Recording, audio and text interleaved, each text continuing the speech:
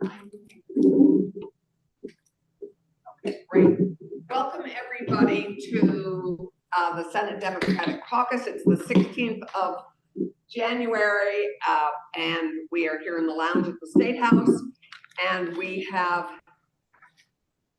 are going to do two things today. I'm Allison Clarkson, I'm the Majority Leader of the Senate, and we have everybody here eating their lunch and listening. We're going to first meet our interim Capitol Police Chief, and then we're going to hear from chairs about what some of their work priorities are before crossovers. So the major work that the Senate will be contributing to the policy work of this session. I want to announce, senators, we have, for those of you who have not yet had your flu or vaccine boosters, tomorrow, I'm not sure which room, but it's on the second floor. There will be, we are going to have that opportunity for you. And so this is exciting because not everybody's had a chance to schedule their booster or their flu shot. So that will be available. More details are coming out from Janet by the end of the day.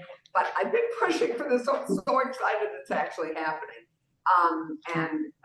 Because some of us have just had a challenge getting those scheduled. So that is happening. And next week, at this time, we're going to hear from our Sergeant at Arms candidates. We're going to hear from Agatha Kessler and from Mike Ferran. They'll present and then give you opportunities to ask questions. So come with your thoughts and questions for the Sergeant at Arms. So I would love to introduce and welcome Kevin Williams to our caucus. It's great to have you. Why don't you come on over so you can be seen on camera and seen by our caucus. I forgot to use this the entire time, and Delia didn't wave her arm, so it must have been okay. Anyway, Kevin, welcome. It's lovely to have you. Welcome to our caucus. Welcome to Vermont. And it's great to have you. And good afternoon, everyone. If I have my back to you, I apologize. That is not intentional. My name is Kevin Williams. Hi.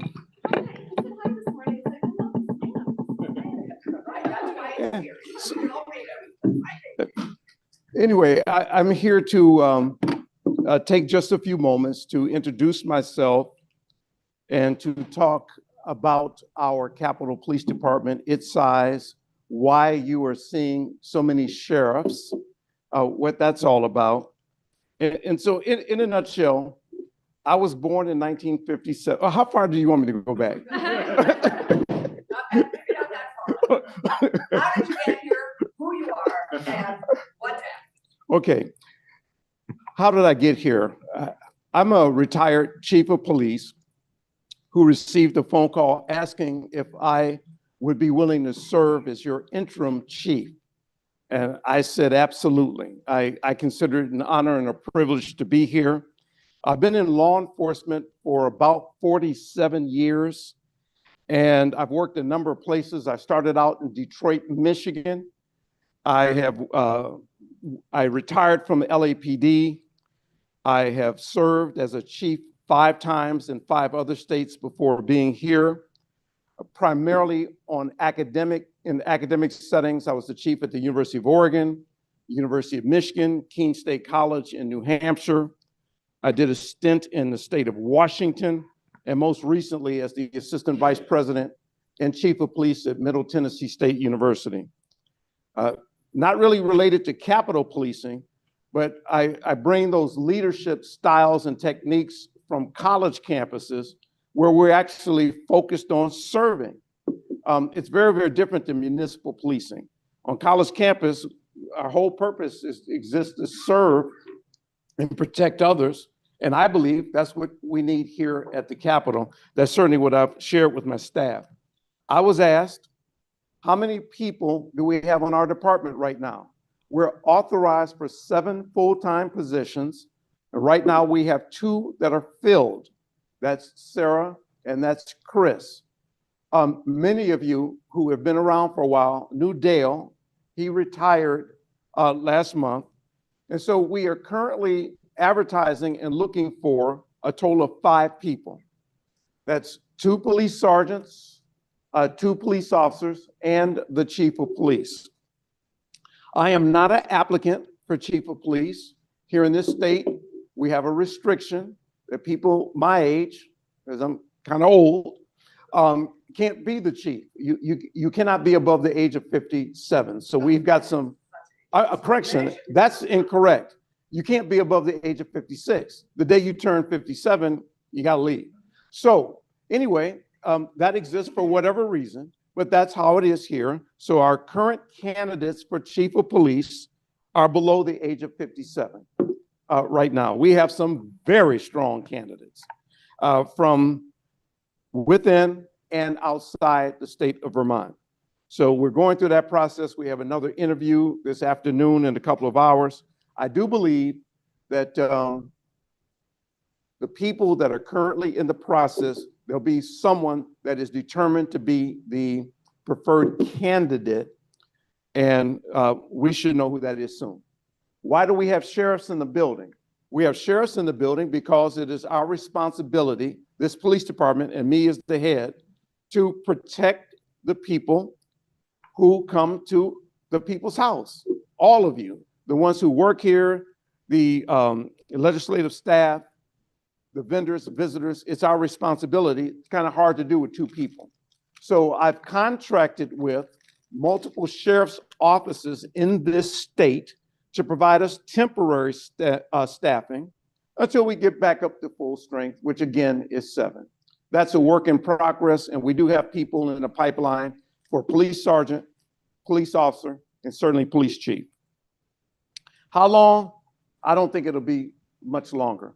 How do I define that? Within the next couple of months. Okay. I want to state, so I don't forget, that if there are any questions or needs from anybody, elected or not, I am available. I'm going to share my number, and that is area code 802-249-2333. That's 802-249-2333. There is no time, no day, no hour, no second, no weekend, no holiday when I'm not available to you. Okay? I believe it is the chief's responsibility and his or her team to be accessible. That's why I give out that number. That's why I don't turn off that phone unless I'm on an airplane, and I answer it. Do people sometimes call me in the middle of the night? Yes. Okay. That's what you should do if you have a concern. Okay. When in doubt, call us out. Now, there are some bills that have been introduced that there's a few people have gotten spun around the axle about. You might have noticed that. Okay. So, it's a saying. Okay. Yeah. So anyway, you have a right to do your job, and I require that you be respected while you're doing your job. It matters not whether or not I or any other person agrees with what you're doing. You got elected to do your job. My job is to protect you while you do your job. It's not to decide whether or not I agree with what you're doing. Okay, that's not our place. So we don't take political positions as a police department. But if you want to pull me off to the side and ask me, hey, what do you think? You know, I'll share that from a professional perspective, but then stand back because I must acknowledge and recognize that you all are the elected leaders of the people.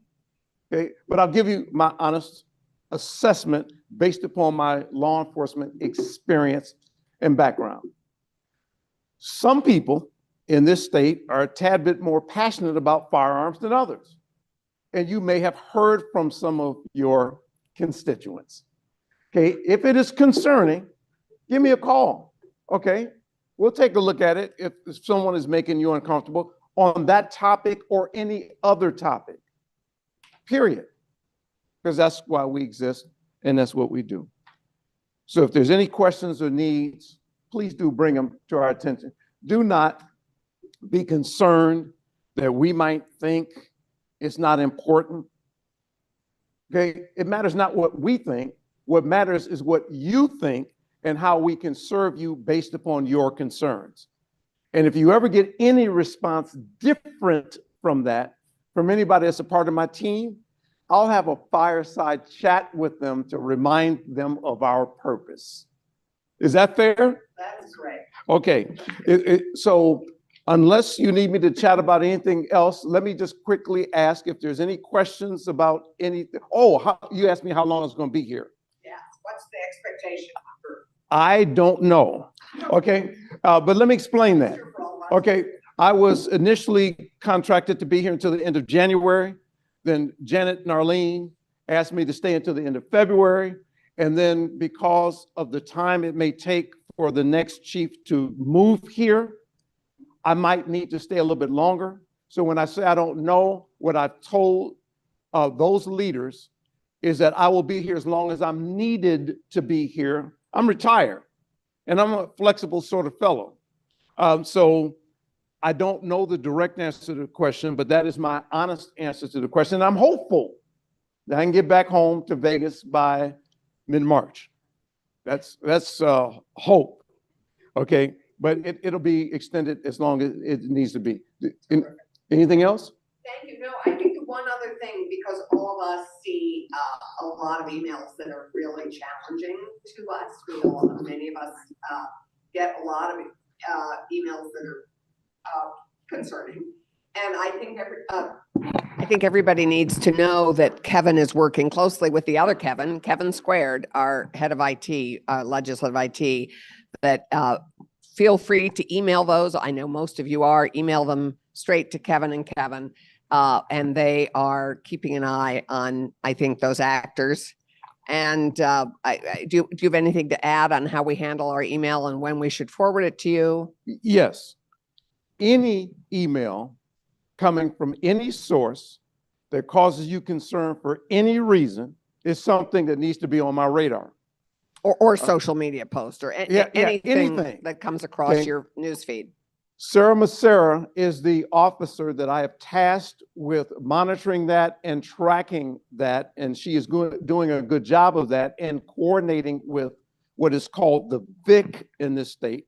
I don't want to try to say what that acronym is because I'll mess it up. I typically do when I'm trying to do that, but let me just say that the VIC exists as a group of people that conduct investigations and provide scrutiny on those people who are concerning in and outside of the state. So that is occurring. I have seen a number of those emails. Please do, as she said, send them to us so that we know and we can track, okay? Please do not feel that we're being burdened. This is what we get paid to do, and this is one of the ways that we serve, okay? Thank you. Any other questions before we say goodbye to Kevin?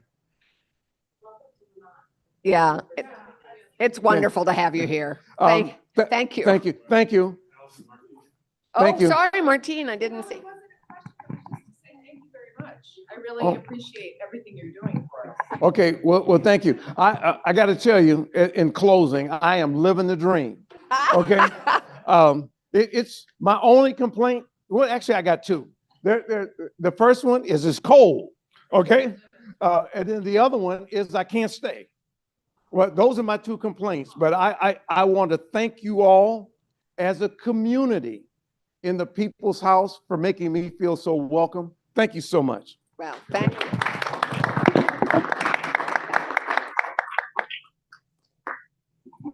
Okay, there are snacks. Thank you, Martine and Irene, for the terrific snacks. We're really grateful. And again, thanks, Dick, from last week. And we have several people actually who are online joining us, our colleagues who are not able to be with us today. Some are in transit, some cars are broken down, some COVID. So, I mean, it's a little bit of everything.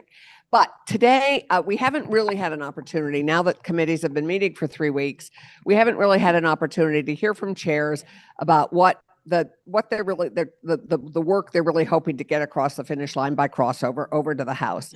So I'd love to, not bill by bill, but sort of a summary sense of what the top work is, and so that we can engage with you and with your committee members, and maybe do identify where appropriate a deeper dive that we're going to be doing. So Brian knows, and Brian and Ann, we're going to do a deeper dive on school construction costs. Once that report comes out, we will have that report reported to all of us, and then we'll have Brad James and Nicole Lee from the agency to talk about the tax impacts on our districts, both to individuals and to all taxpayers, all education property taxpayers in Vermont.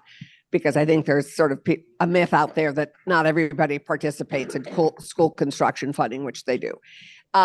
So I don't know who would like to start. I'm going to do it by who would like to start. And I think Ruth and Keisha have mentioned to me that they'd like to start first. I'm going to give it to Keisha and then go to Ruth and then whoever would like to be next. I don't think I should touch the microphone. Set it on. You can touch it and I'll clean it. How about that? Oh, yeah. That's a good Use a idea. mouse. We're just setting it on here. Here you go. Yes. Here you go. Breathing and eating and all the things. So thank you. There you go. No, I appreciate that going first because as Senator Cummings knows, I'll probably take the rest of the day at home. Mira is fine, so that's the important part. I know everybody was concerned. I think in a very top level, it's obviously housing and economic development tied into flood recovery for us. Just introduce yourself and your committee. Sorry. Because actually, I know people think that it's just us chickens here, but Right. actually, we get quite a number of people watching this live stream. And so, Okay, Senator Keisha Rom-Hinsdale, I chair Economic Development, Housing, and General Affairs. So with housing and economic development in this early phase, I think I told Ashley, which is important, but I should tell the pro tem as well. We're hoping to be done with a bill that incorporates some economic development ideas, mostly related to flood recovery, but a majority housing and permit reform by February 9th in committee. So we hope to get a rules committee permission to go past January 31st with a committee bill. Probably the two other main topics that we'll work on before crossover, because I did just hear that House Commerce wants to work on baby bonds first, and it's gone to Senate GovUp, so we'll figure it out. So the other two issues would be age appropriateness for coding and artificial intelligence as a consumer protection issue, and labor issues, central to that being a labor amendment that Senator Hashim has introduced that has a lot of co-sponsors in the Senate. When we talk about housing, where to begin? We have at least 5 or 6 studies that have come to us or are coming to us that have some useful overlap. And largely the principle in those studies is that we need more growth in specific areas that have water and sewer and are close to employment and opportunity for people in transit corridors. And hopefully that would allow us to protect more land that's undeveloped. What the balance is that we're going to have to strike, that we often have to strike, is, not everyone is going to live in the 40 square miles of our current designated neighborhood development areas, growth centers, et cetera. So we're looking at changing the designation so that they cover a larger area and fall more along municipal water and sewer. But we're also looking at, some changes that allow people some choice in our more rural communities as well, probably tying that to senior housing or affordable housing, or just something that makes sure we're not simply adding McMansions to the hillsides, but we are targeting growth where we know people live and need housing. So in addition, one thing that none of these studies touched, because it's a really big knot to untangle, is the appeals process and the timeline of Act 250. So while there will be more of a focus on exemption in places where it seems that duplication of permits is not serving the public or the environment well, we still do have to take a look at the chilling effect that the very long appeals process can have on projects. I won't go into too much detail, but on Route 7 near me, there's a couple of chiropractors. They wanted to build 120 units of senior housing right on Route 7. The neighbors complained. They brought it down to maybe 60 units, made it all the way through the process with Shelburne. That same group of people is threatening to take them into the Act 250 process, and they're now looking at doing 10 single-family homes instead. So this is how we end up with a housing shortage, without multifamily housing, et cetera. The bill will probably also include some of the investments that we know really catalyze growth and development where we want it and for those who need it most. But as we know, we're pretty short on money. So we really need to get the free stuff done, which is, permit reform, and really change the cost calculation that it takes to build more housing in the state. Great. Thank you. I think I'm going to give Senator Hardy this while I clean this. Senator Hardy, and sure. Here, Ruth. I'm fine. Thank you. I have to leave for a meeting, so I wanted to go second. Senate, I'm Senator Ruth Hardy. I chair the Senate Gov Ops Committee. I've already talked to you all about several of the things that we're working on. The first being the constitutional amendment related to county officers. We're getting a little bit more testimony today, and then we plan to vote that out of committee tomorrow. So it should be on our, it has to be 5 days notice, so it should be up next week on the floor, and I will provide you all with more details again. But if you have questions, please come talk to me. It's a big deal to amend our Constitution. The other thing that I've already talked to a lot of you about is our legislative pay bill, which we're still working on. But the main focus that the committee has spent most of our time on has been flood issues related to the operation of government during an emergency, and also the government itself. Operation for and of the government, or however you say that. We're taking a lot of testimony from a lot of different perspectives today. We're hearing from a lot of the people who were involved in the financial aspect, whether it's charitable or state funds, and how that worked. We're also, so we'll have a committee bill, hopefully by the deadline. Otherwise, we will also be coming to the Rules Committee to ask for permission to extend it. But I'm hoping to have something out by the 31st or whenever that deadline is. And then we're also updating the open meeting law after the COVID emergency, when we changed the open meeting law to allow for remote meetings. We don't necessarily want to go back to only remote meetings or stay with only remote meetings, but we don't want to go back to not allowing remote meetings. So we're trying to find a middle ground that all of our boards and commissions, both at the state and the local level, both can live with while maintaining access to those important public meetings. So those are the major things we're working on now. I just got a slew of other bills, a lot of municipal regulation bills.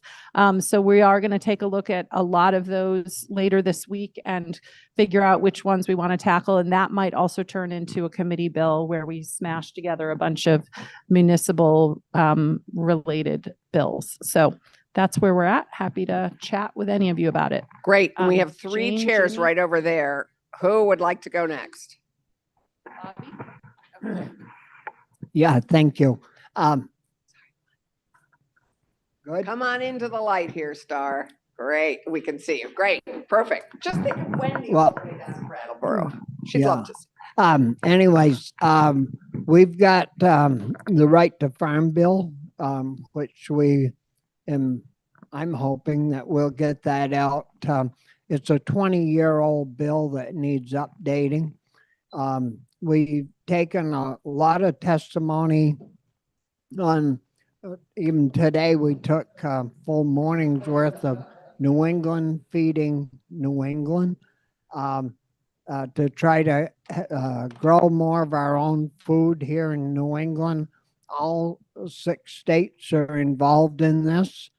And we in the state of Maine basically have the land to grow this our food products on.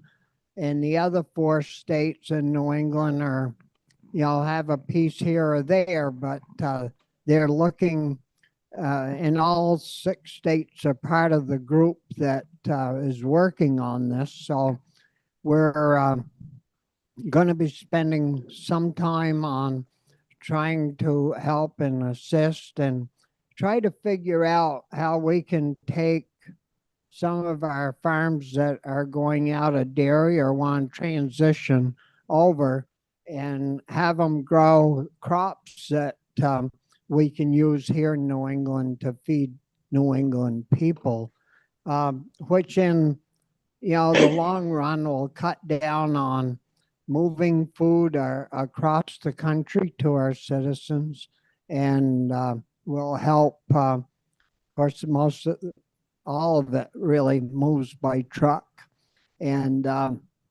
will save on fuel and greenhouse gases. There's a host of other issues that we're having bills put together from the Ag Agency, and I'll be able to report on those in the near future. So thank you. Thanks. And We've if got there are Ginny and any Jane. questions. Had Brian. We have Brian, Ginny, Jane. Ginny, you want to go next? And Jane?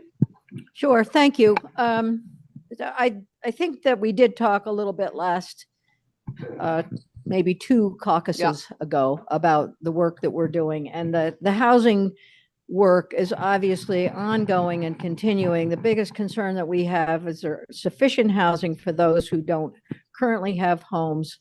We'll be looking at that tomorrow jointly with Economic Development and Judiciary, and then culling from that recommendations that our committee can make to a broader legislation, which actually is beginning in the House on the General Assistance Program. So we'll look at that. There may be some things that we will also add into either Judiciary or more specifically into any housing bills that come along.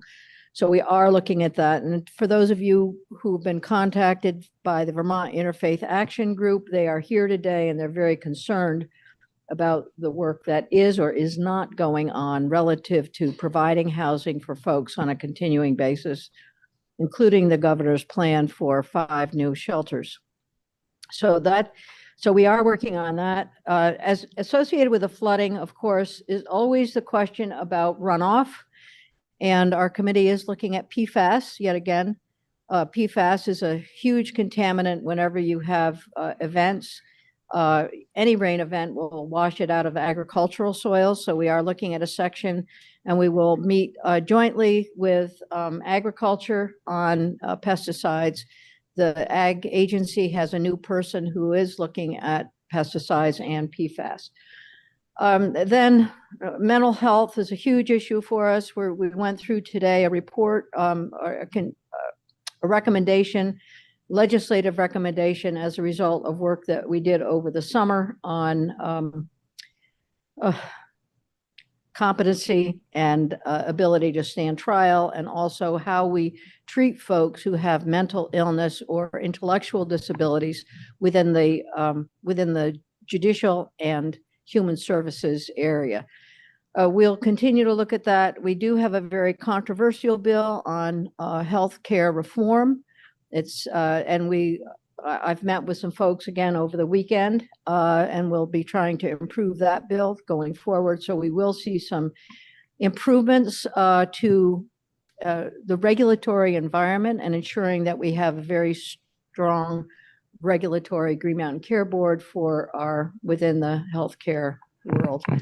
So those are a few of the things that we're doing, and I'll stop there. And Expansion of Medicaid? Want to just briefly? We don't have that bill. That bill's in finance, and that bill, any expansion of Medicaid bill will come to us from the House. So starting that first. Okay, We great. do have a bill in our committee that I'm very interested in bringing to all of you, and that is a prescription drug price control bill. And so we will work on that. Those are the things that we'll try to get over as ASAP. No, this is a new advisory committee that would probably be within the Green Mountain Care Board that can set price caps for prescription drugs. other states are currently doing it, and we're going to follow their model so we don't have to reinvent the wheel. Right, yeah. Why don't we do Jane, and then Andy, would you do transportation after Senator Kitchell does appropriations? For those listening, Jane Kitchell, Chair of Senate Appropriations. We are working on the budget adjustment for this fiscal year. The House is hoping to get it out of committee at the end of the week. I would simply say that we're now getting out of all the federal money. And so there are many, many great ideas about how we could increase benefits or proposals that spend money. And so all of that is going to come down to us. I would let you know in the budget adjustment, in building and anticipating the budget the governor is going to be proposing, the money to build that budget was so tight that we are changing. The proposal is to change an appropriation to a transfer so that it's not subject to the 5% stabilization reserve requirement. So I only use that as an example that is how they have scraped the barrel to get us to where we are in the budget that we're going to be getting next week. So just to get you some idea, that's 3.5 million and 3.5 in the scheme of the entire state budget is not a lot of money, but it shows how much effort's gone into find every nickel there is. So that is something being done in the budget adjustment because of the way the statutory reserve requirement is on the prior year. So I'm just bringing that up.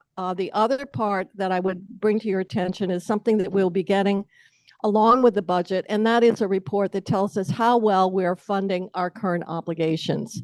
And there are a variety of areas where we're going to be looking at what those underfunding areas are, including the transfer to VHCB. If housing is our top priority, we're not giving the full transfer, and the list goes on.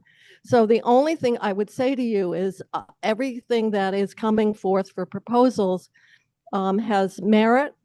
There's an argument for it, but it's going to have to be evaluated within the cold reality of the fiscal environment that we're building the budget for FY 2025.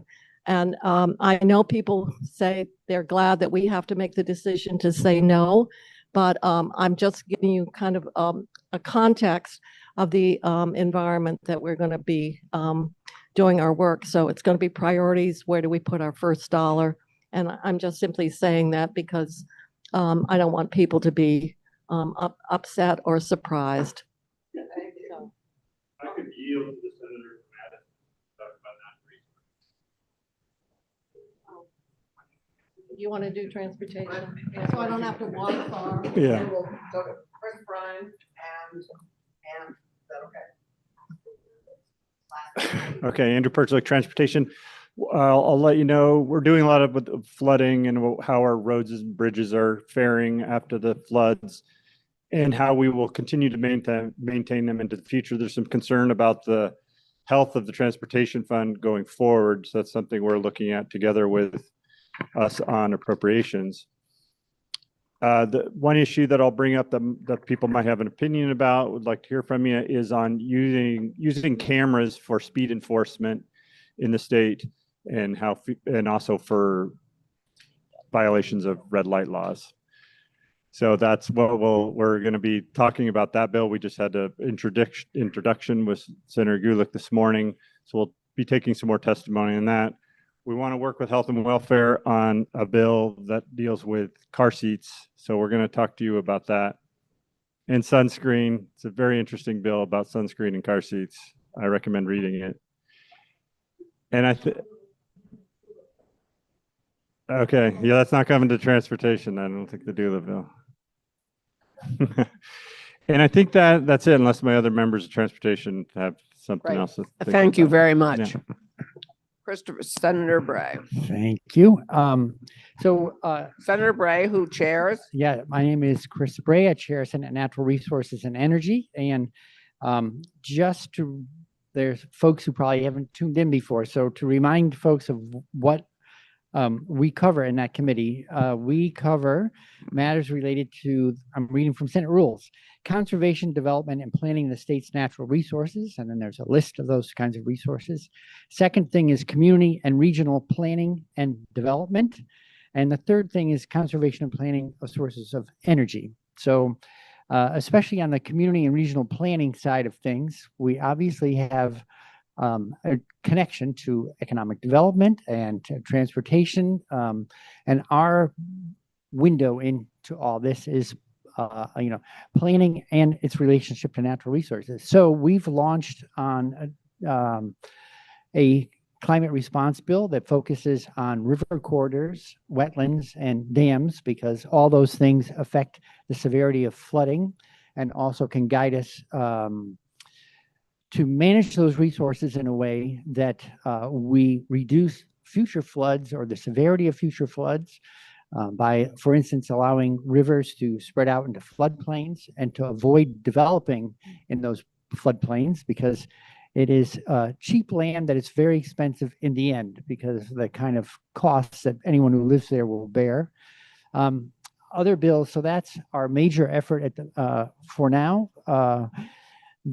The other things in our docket include Fish and Wildlife Bill, building energy, commercial and building energy codes. We'll be looking later, of course, at any kind of Act 250 work, which is sort of fermenting in many committees. And I think I'm going to send a note to folks about the Fish and Wildlife work that's underway, because people are starting to hear about it. So I'll just say very briefly, it expands the scope of the Fish and Wildlife Board. It does not restrict or limit or narrow. And we don't propose getting rid of the Fish and Wildlife Board. So if you're hearing that we're getting rid of the Fish and Wildlife Board, I'm sorry that you're getting that messaging. I'm not entirely sure how someone's reading the bill and coming to that conclusion.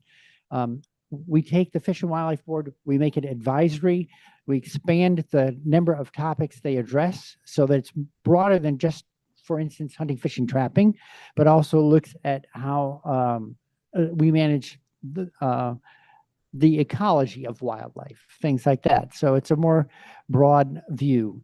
It also makes a lot of the, I don't know how many boards we have, I'll have to get this number, but it's probably 1,000, and only 2 can write rules. The NRB is one, which is sort of a unique entity. Fish and Wildlife Board is the other. This brings rulemaking back into the department like every other agency for all other rulemaking. And then it does pick up one thing. I'm not going to dodge something that was a hot issue a couple of years ago. We have a moratorium on hunting coyotes with hounds, and this makes that moratorium a permanent feature of the law going forward. So lots of other things to talk about, but I will put together a short summary, send it to everyone. So maybe if you need to reply to constituents who are worried about fish and wildlife issues, that would be most welcome. They'll find there's much. I think many people are worrying about something that's not actually in the bill. I think Senator Campion, and then Senator Cummings, and then we'll be done. Brian Campion, Senate Education. A couple of highlights. We have several literacy bills. I know Bobby Starr put in a literacy bill, Martine, Senator Hardy, I put one in. I suspect we'll pull all those together and do some kind of committee bill. Well, I know we will with literacy, following up on our work on Act 28 several years ago. State construction, as Allison mentioned. We have the chancellor of the state colleges in today. We'll be back in the building if anybody sees her and wants to introduce themselves to her. I think the other 2 things this week, we're going to continue our work on staffing shortages like everybody else is having. We did make some progress on that front, and we're going to follow up on last year's school safety bill. We have a lot of bills, but those are some of the highlights and some of the things that are bubbling to the surface. Yeah. Great, thank you, and thank you. Okay. Last but not least, I'm Ann Cummings. I chair finance. Finance has got a bunch of bills, everything from expanding Medicare to covering obesity treatments and health insurance, to bills limiting the ability to appeal before the PUC on renewable energy projects, and also a pole attachment tax for anyone that does broadband, pole attachment tax to help fund your local PEG, yes, your local TV. Orca is around this building a lot. There are ours in this county. And we're going to go through those as quickly as we can, mostly because our primary work this year is going to be trying to not have an 18 to 20% property tax increase. I think that means many of us wouldn't be back here next year if we can't solve that. I don't want to campaign on a 20% tax increase. So we're looking into that. It's complex. Schools have lost their ESSER funding, but a lot of the needs they hired people to deal with, like mental health and loss of just academic skills, have not gone away, but the money's gone away. There's a lot of discussion about what the 5% cap on the weights. We put a 5% budget cap, but that seems to be being interpreted as only applying to the residential, so that, because budgets are going up more than 5, all the excess would probably have to be picked up by people that are income sensitized, which means our poorest people and our businesses. So none of us have an easy solution unless somebody has $120 million, which will get us down to a 10% tax increase. But there's just a lot of moving parts. There's a lot of us trying to get a handle on it, and that's going to be our prime work. Great. Thank you very much. Any questions? I think we're done exactly on time, if that is okay. I just want to remind everybody, boosters, COVID boosters and vaccine and flu shots tomorrow upstairs will get you more information. Janet Miller will be sending out more info later today. But I don't know. It may well be. It may be well. Thank you, everybody.